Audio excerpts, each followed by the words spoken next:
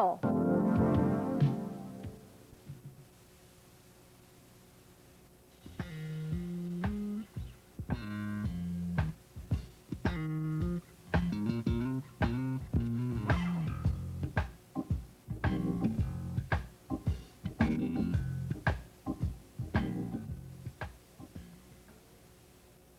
Welcome to Poetic Expression. I'm your host, Sam Hurst, and today I will interview two local poets that have done a terrific job in the community. They both belong to Poets Anonymous. The first poet that I will interview is Brash. The second will Edith Graciela. Brash has combined several art forms: poetry, photography, and dancing. She's been very active in the local community. At this time, I would like to welcome Brash. Hi, Sam. It's great to be here. It's good seeing you. Please have a seat.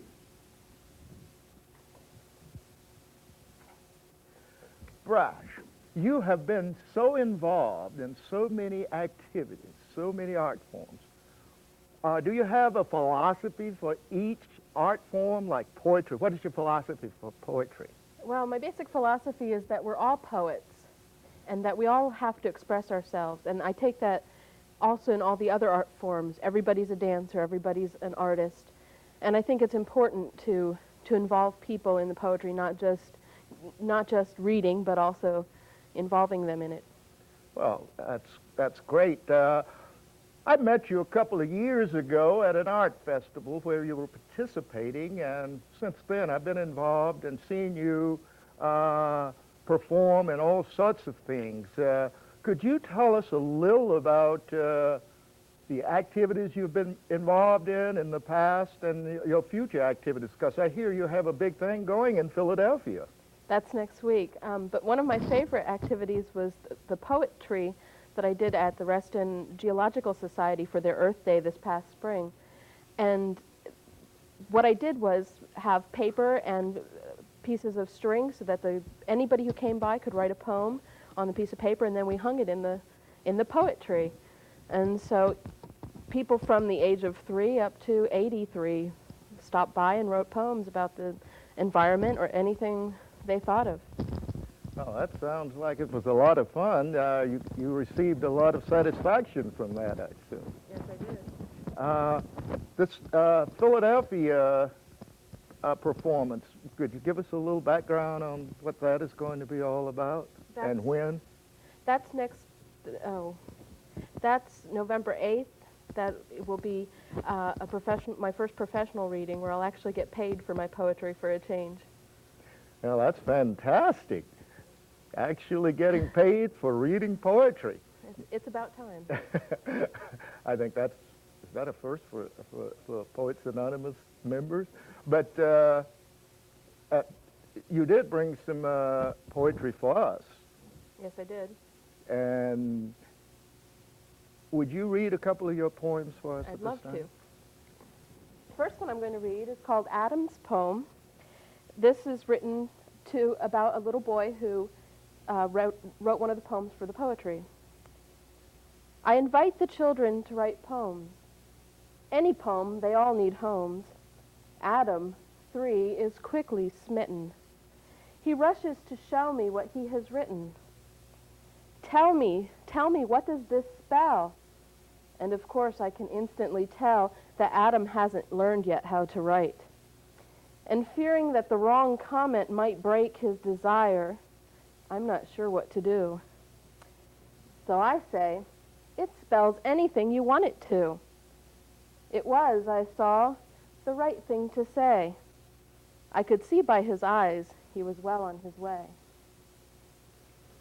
Very good, very good. Do you have at least one more for us today? Yeah, this is called Interview with the Artist Who Painted Everything on One Canvas. Since I'm an artist, I often write about painting. I tell you, it was always an organic process. It was never as if I painted a landscape one day over a portrait. It was more like vines taking over a building's facade. For example, when the portrait was finished, although I use the word finished with reluctance, I became obsessed with the tendrils of her hair, and I kept adding more until there was suddenly an arch between two weeping willows, and her face became the sky in the background. A sky at sunset with that fleshy hue, painted over with a wash of red and slightly blue. It went on like that. The landscape evolved into a still life with goblets, and that evolved, I don't know, into something else. I don't really remember all the layers. Look, if every one of us, every artist, and you see those are synonymous, if every one of us painted only one painting in a lifetime, we wouldn't have space for them all. So it would have been pretentious to take up more space than this one canvas. And with infrared, you could separate the layers if you cared to. And besides, I did not paint this painting for you. Very good, very Thank good. Thank you very much. Would you remain with us for a while, and we'll get the next guest up.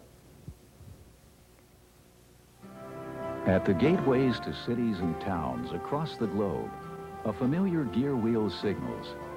Rotary is here. Living their motto of service above self, more than 1 million Rotarian men and women worldwide support humanitarian work in your community and our world community. A dramatic example is Polio Plus. Rotary has joined the World Health Organization and UNICEF in the global battle to eradicate polio by the year 2005, Rotary's 100th anniversary. Rotarians raised over $241 million US and mobilized tens of thousands of volunteers in 100 countries. The result? 500 million children in developing nations immunized through Polio Plus. Rotary means service to youth, to the elderly, to the disabled, and the disadvantaged. In every corner of the globe, Rotary means friendship and helping others. This winter may be a cold one for thousands of children in the Washington area because their families won't be able to afford heat in their homes. And because of cuts in government heating assistance programs and increased unemployment, more people than ever are expected to need help with their heating bills. But there is hope. The Washington Area Fuel Fund. Contribute today to WAF, P.O. Box 1999, Washington, D.C., 20013. Graciela, would you please come up, please? Edith is another good friend of mine, member of Poets Anonymous.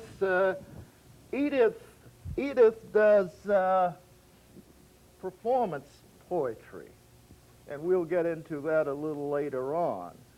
But Edith, what inspired you to begin writing poetry? First of all, you were not born here, right? I was born in South America, in Bolivia. Oh, that's okay. What inspired you to begin to write poetry?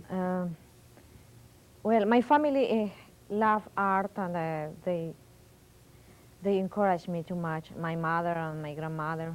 And the first poem that I wrote was with my mother for a contest in the school. And then I won a prize. And then I started studying art, theater, and poetry and dance. Well, good. Now, you do a lot of performance poetry. What's the difference between performance poetry and regular poetry?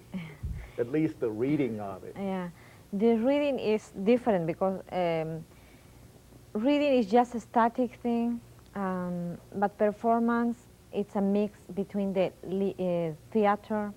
So you can use theater, you can dance, you can sing, you can move to do more real the poem, well, like a piece of theater, a small piece of theater. Well, good. Maybe you can demonstrate the difference later on. Mm-hmm. But right now, I've heard that you are working on a book. Yeah. Would you explain to us what the book is all about? I am keeping my poems a long time, so I am interested in publishing, and I am working on that and doing a book for poetry, English and Spanish. Many people are interested in learning or English, or the Spanish people are, and the American people or other people, they want to learn Spanish, so it's going to be in both languages. It's translated. So you're saying that you'll have each poem in Yeah. both languages, Yes. and you can use that to teach people how to speak the other language. Yeah, at least to As practice. an aid, as an yeah. aid. Oh, that At I least think to that is practice. fantastic. Yeah. At this time, would you like to share a couple of your poems with us? Sure. Okay, I will do first the performance. This is a poem about the village in South America, the life in South America, and then I will perform this one.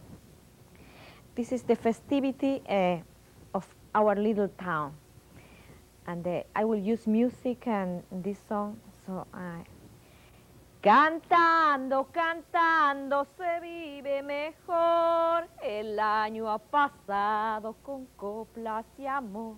No me digáis que vais a ir a la fiesta del amor. No me digáis que vais a ir a la fiesta de color. Singing, singing, we have better life. The year has gone with dreams and laugh. Now is coming the little party to our small village that is lost on the mountain and the sadness. The big color party. The large drum resounding. The flutists are arriving in long line coming down the hill with the rhythm of the wind, and the small guitars are singing so happy. There is love couplets about colors, about yellows and multicolors. All the young girls have all color flower behind the right ear, like a big earring swinging. And the big Andes skirts are filtering with the steps. In the shoulders they wore embroidered silk shirts, little glowing faces, lips like pomegranate. Let me sing for you from the sun to the sunrise. Cantando, cantando se vive mejor. El año ha pasado con coplas y amor. No me digáis que vos venís de la fiesta de color. No me digáis que vos venís de la fiesta del amor. The long party's over. The waiting days have flown. It was short time, only 5 days. What a short time for the happiness. Oh, very good, very good. I like performance poetry. Thanks. I wish that I could do it.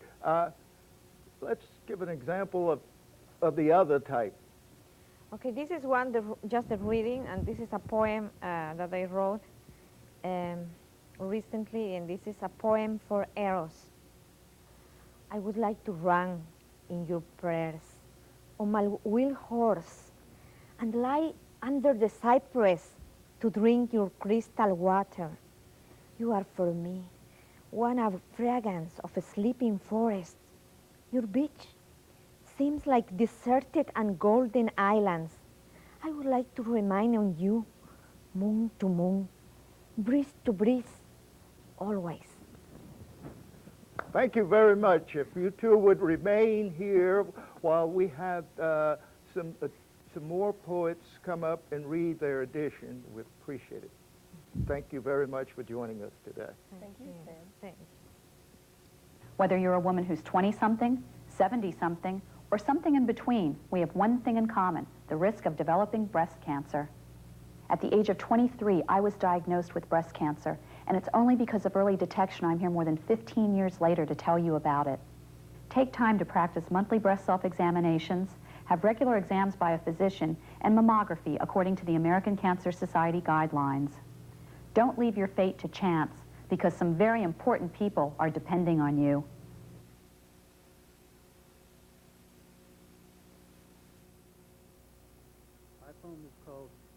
politics of exclusion. Open mouth, closed mind. There is strength in diversity, we say, until we're scared. Then searching for the unreason that things have gone wrong, we become suspicious of anything we don't understand. And when someone hollers, "He did it, it was him," we ask ourselves, can we afford to take the chance that he might not be wrong, instead of asking if he is right? The more you outlaw, the more outlaws you create. Without hope, there can be no civilization. Hope is always an illusion. The more you can enjoy, the more you do enjoy life. When you fail to enjoy something someone else enjoys, who is diminished? Tell me this, O great critic. Listening to you, I know, taste is bitter. The more you dislike life. And constantly surrounded by things you dislike, you become increasingly upset and close yourself off from new acquaintances who could gently introduce you to the subtle new flavors and that promote understanding and redefine the labels you use to select and separate yourself from the world. You cannot respect what you cannot understand.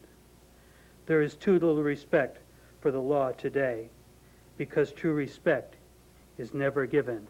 It must be earned.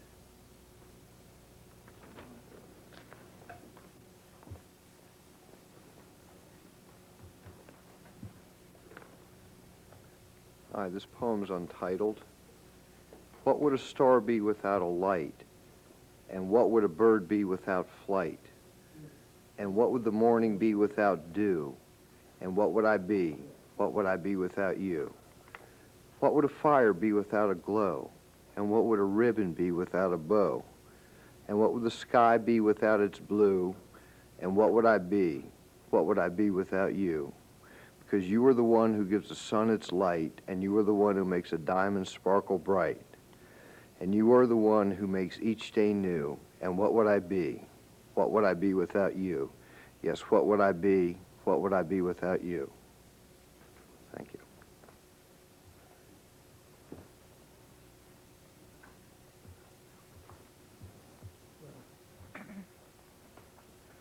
Where do I look? There. Closer. My name is Jean. This is a poem I wrote for a 12-year-old friend of mine. It's called Talking to Danielle About Something Important. More women drive trucks these days. When I was a kid, my mom never did. These new girls have changed their ways.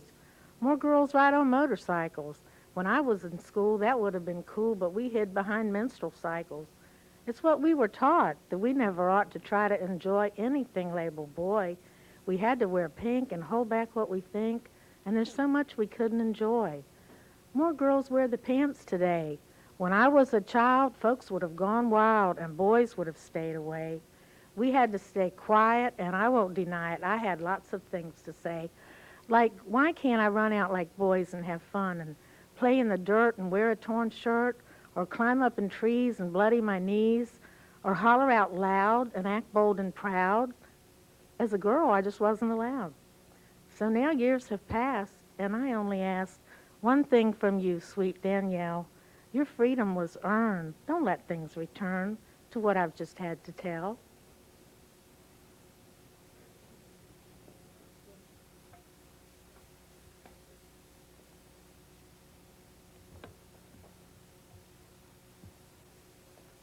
My name's Jim Whipple, and the name of this poem is Snowy Skies. I always liked the snowy sky at daybreak, the gray and whitish clouds forming overhead, the gentle snowfall. I watch from my window, recalling briefly those forgotten years when I walked the sidewalks in the swirling snow. On summer days, there is no need to give thought to things that can only be done in winter. The open door, the warm air attest to the ease which summer moves. But when we reach the fall of the year, my spirits soar, for the cool weather is here. Can a snowy day be far behind? In gentle pride, I watch another year come and go. I am sustained. The earth which I adore moves silently on.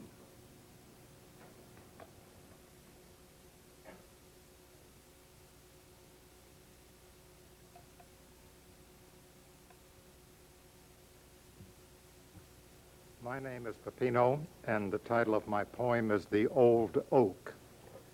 The old oak stands upon the hill, where flat rocks meet the valley's sweep, and rolling land begins to step down to the river, swift and deep. The old oak stands alone. He grew where as an acorn he had rolled and stopped. Where soil began to feed the wayward seed, their roots took hold. The weather made him rugged. It regarded not his weakness, yet he grew where cattle trod and winds lashed out and howled their stormy threat. He does not flinch when troubles come, for he has met adversity. Yet staunch he stands to face the world with head upraised for all to see. The years of youthful struggle past, his proud head lifts to tower high. He stands erect, his years revealed in shagginess against the sky. For he had faith and trust and love, sustaining him as seasons ranged, and well he knew vicissitudes of peace and war and lives that changed. As decades pass, the old oak is a lesson for the world to view. As seasons and as epochs change, his message comes to us anew. The old oak stands upon the hill. He spreads his mighty arms to pray. His feet are on the earth. His gaze is on the sky. What does he say?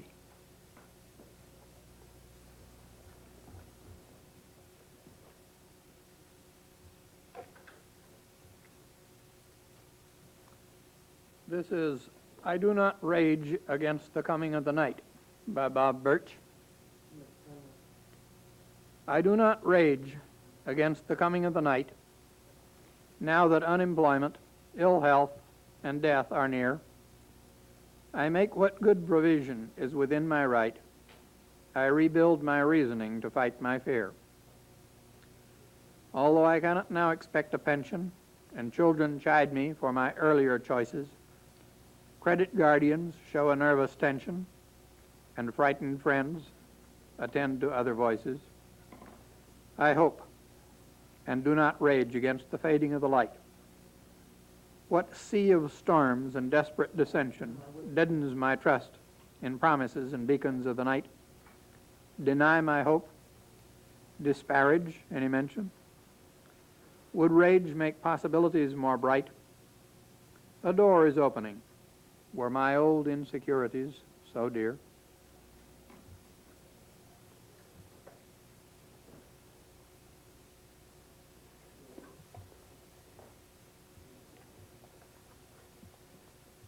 I'm going to read another poem about the fall season. The winds of time sweep over me. The days of autumn again bring the feeling of being alive, and the world is troubling at best. The changing of the season is like the changing of the guard. The old marches out, the new marches in crisp, bright colors marching in. The air turns cooler with bright sunlight. The trees turn from green to red, to yellow and dark brown. I feel younger and come alive. It's New Year's in September. I sit by the river, watching the hunkers fly south. The autumn is shimmering. The autumn sun is shimmering on the water. I'm truly at peace.